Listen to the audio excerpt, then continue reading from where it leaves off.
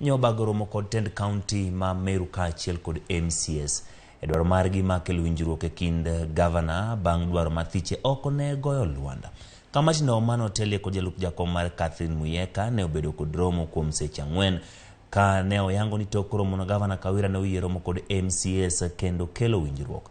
Speaker mar od burano Ayubundi oyango ni giikore mar tiyo kanyakla maneno ni oganda oyudo dongruok e higni 4.5 ma odong'.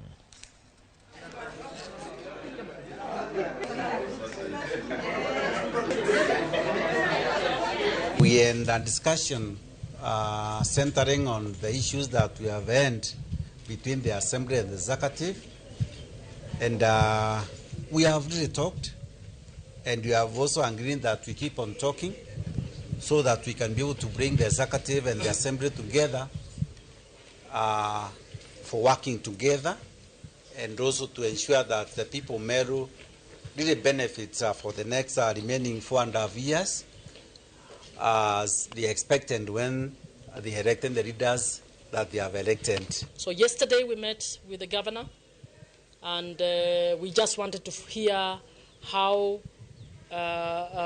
she is working with the county assembly, and we are happy to report that the governor says she's ready. She is planning for meetings with county assemblies. They want to move on and work together.